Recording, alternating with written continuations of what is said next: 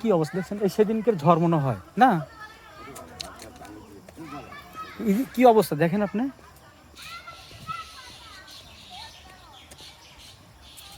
কালবৈশাখী ঝড়ে এই এলাকার বেশ ভালো ক্ষতি হয়েছে। এটাকে বলে বাইত গ্রাম না বস? বাইত গ্রাম, এটা কবিরপুরের পিছনের এলাকা।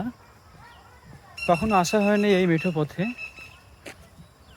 সুন্দর একটা সময় কাটাচ্ছি আজকে, কিন্তু খারাপ লাগছে যে এই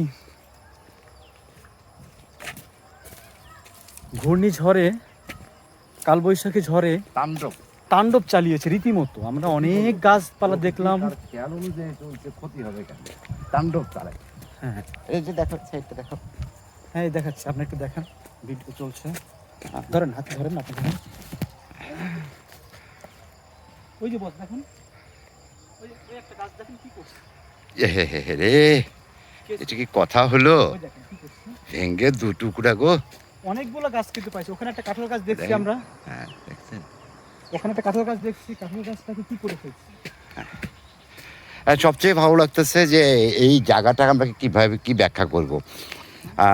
একেবারে বাঁশবাগান, একটা বাঁশবাগানের মাঝখান দিয়ে ছোট্ট একটা রাস্তা, মেঠো পথ। এখানে ধরো 10 ফিটের মতো রাস্তা হবে।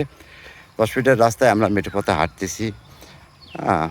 এটাকে আমরা মানে চিল বললে যা বোঝায়, এটা আসলে সেরকম নয়। হ্যাঁ, বাট খুব আনন্দদায়ক, খুব চমৎকার। হ্যাঁ দেখাচ্ছি আমি, খুব চমৎকার, আনন্দদায়ক, একদম একেবারে নিরিবিলি, কোনো মানুষের শব্দ নাই, পাখির কিচিরমিচির। আর আমরা দুইজন, হাসু আর আমি, এটিএম শামীম প্রামাণিক, আপনাদের সঙ্গে এতক্ষণ আছি, আরও হয়তো কিছুক্ষণ থাকবো। আসলে কি, ভালোবাসার জন্য প্রকৃতির বাইরে কিছু নেই। মানুষকে ভালোবাসেন, কুকুরকে ভালোবাসেন, যাই ভালোবাসেন না কেন, সবার স্বার্থের মধ্যেই থাকে। বাট প্রকৃতি একটা নিঃস্বার্থ ভালোবাসা, অকৃত্রিম ভালোবাসা দিতে পারে, এই আর কি।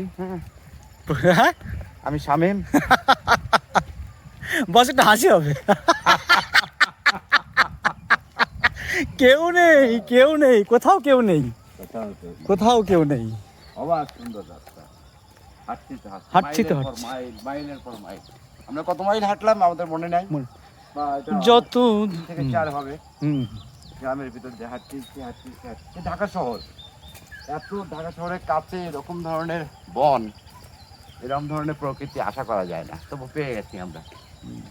আমরা দুই বন্ধু প্রায় শুক্রবারই হাঁটি, হাঁটতে হাঁটতে বের হই কোথাও না কোথাও, জঙ্গল, কোথাও অজানা পথে, অজানা পথে, যেখানে কোনো আমরা চিনি না, জানি না, সেই পথে হাঁটছি তো হাঁটছি। চায়ের দোকান খোলার জন্য যান লুসফুস করতেছে, চায়ের দোকান পাওয়া যাচ্ছে না, দেখা যায় কোথায় গিয়ে থামবো সেটাও জানি না। হৃদয়ের রজনীগন্ধা তুমি নীল পরাজিতা, বাতাসে দোল খাওয়া মাধবীলতা, বাতাসে দোল খাওয়া মাধবীলতা, তুমি আমার কবিতা।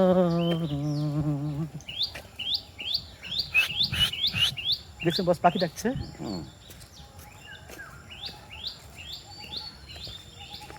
প্রকৃতি কাকে বলে? ওয়াও। ওর কোনো মেয়ে মানুষ থাকলে অবশ্যই এটা, এই রাস্তা বর্জন করা লাগবে। এত বস ওখানে একটা দেখেন, একটা ফকর দেখেন, ওটাকে নিঃসন্দেহে কাঠঠোকরার বাসস্থান। ওই যে দেখছেন কত নিপুণ সুন্দর করে তৈরি করেছে, কাটি ফেলছে। এই গাছের ডাল কোত্থেকে আসলো? ওটা মনে হয় ভাঙিয়ে আটকে গেছে। ওই গাছ থেকে আসছে। বস ওই যে একটা বক, দেখেন ওই যে বক, এই অনেক বড়।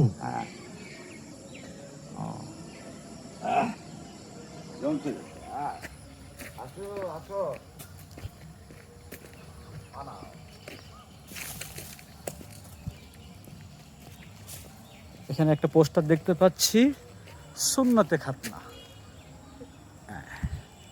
এখানে সুন্দর একটা পুকুর,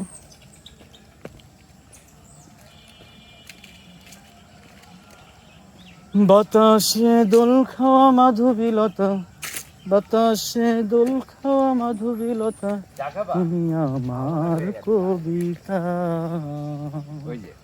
ওই আমরা কাঙ্ক্ষিত চায়ের দোকান পেয়ে গেছি।